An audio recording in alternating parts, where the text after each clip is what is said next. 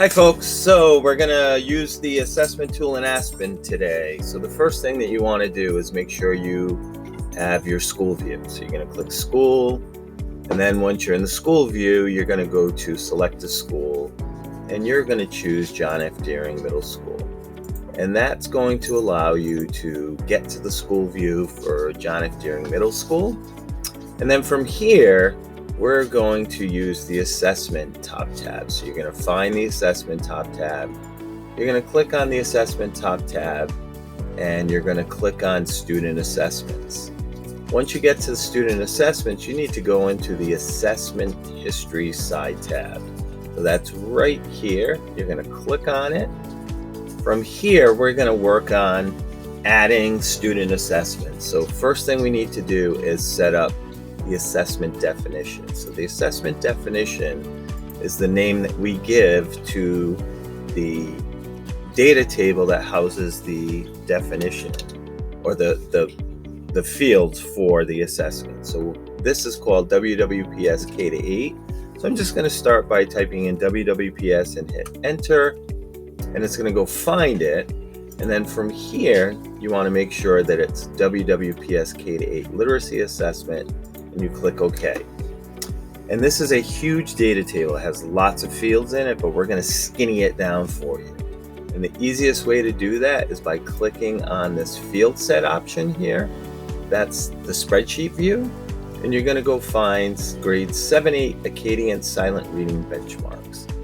And that's going to allow us to change what we end up seeing in this list of assessment information.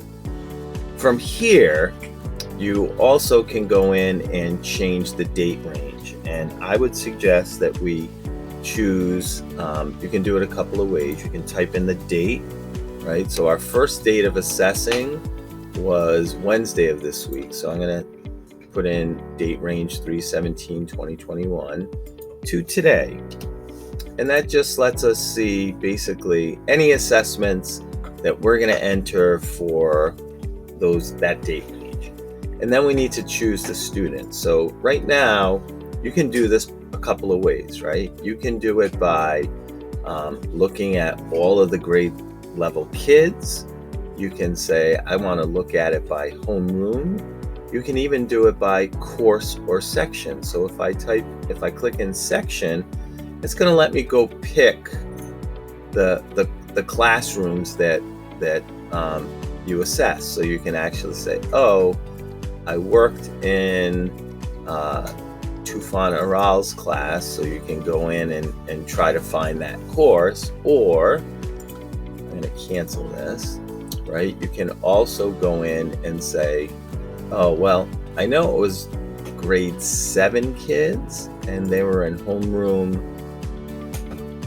201, and you can click on that and go into it that way. Or they were in so-and-so's homeroom.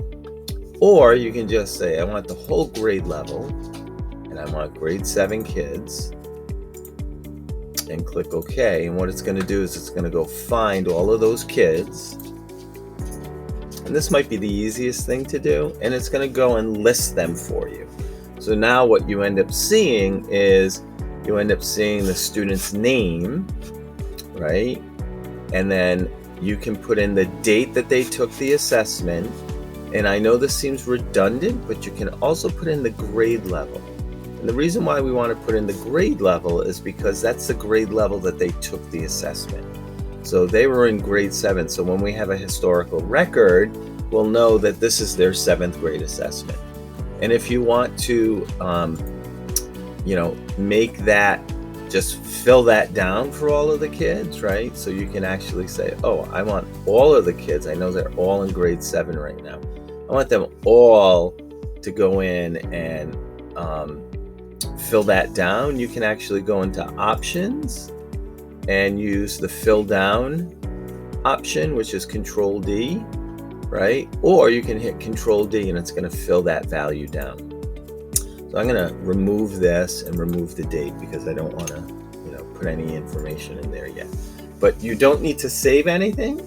You just go in and you add the score for passage 1, the score for passage 2, the score for passage 3, the total score, and you can put that in terms of the percentage score. So it's going to be, 1 plus 1 and plus 2 plus 3 divided by the total number of questions, which is 30, right? And you can put the total score in, and then we'll put in whether it was at or above the benchmark, below the benchmark, or well below the benchmark.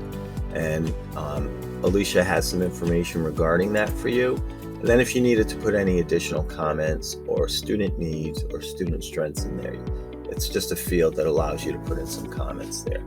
So the process is not very intuitive to start, but once you start doing it, it'll become second nature. And we also have some print directions and the video directions for this as well.